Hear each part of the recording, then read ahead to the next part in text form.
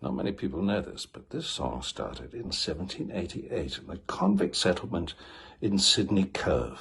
Captain Arthur Phillip was the autocrat in charge. Now, there were a lot of industrial accidents as the convicts began to build the great city of Sydney. Sydney was built of a beautiful golden stone, but many convicts died in the process of its construction. Now, Philip wouldn't listen to a word. You couldn't give him a written petition, but if you sang him a song, he might just take on board what was being said.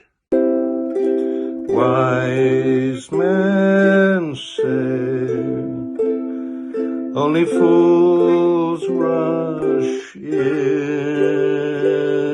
but we can't help falling in deep, dark quarries. You can tell it's Australian, the song, because it has a reference to the once great Murray River. Like the Murray flows surely to the sea. The song was immediately adopted by the Aboriginal people. It was translated into a minimum of 360 languages. It spread across ancient song lines to the west and to the north until eventually a Malaccan trader took it across the South China Sea.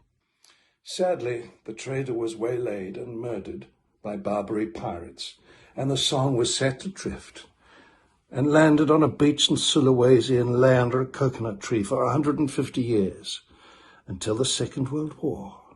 And then, almost miraculously, a Marine about whom we know almost nothing, John Frum, rediscovered the song under the tree, and it soon spread rapidly around the world, finding immediate popularity wherever it went.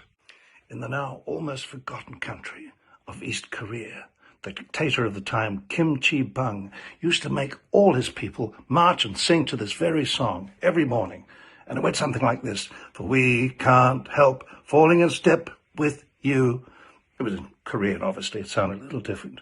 Then 20 years later, there it was, flotsam and jetsam on the beach.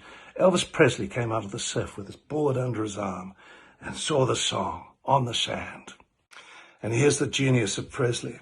He looked at the tattered manuscript on the beach, and he realized that a song had been written about hard times in Australia 250 years before could be changed with two simple words into one of the greatest love songs of all time.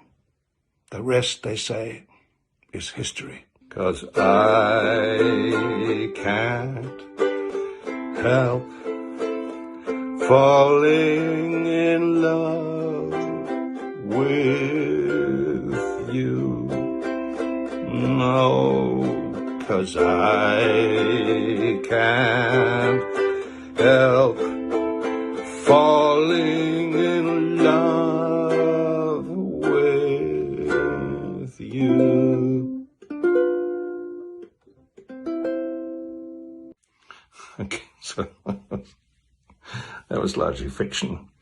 But you know what? There's a lot of other stuff on the internet that is fiction and people are saying are facts, but they're not. So here's the thing. Listen to the medical experts. Stay calm. We can do this. Otherwise, you'll end up kind of like this, a little bit like this, and maybe this, and it's a conspiracy!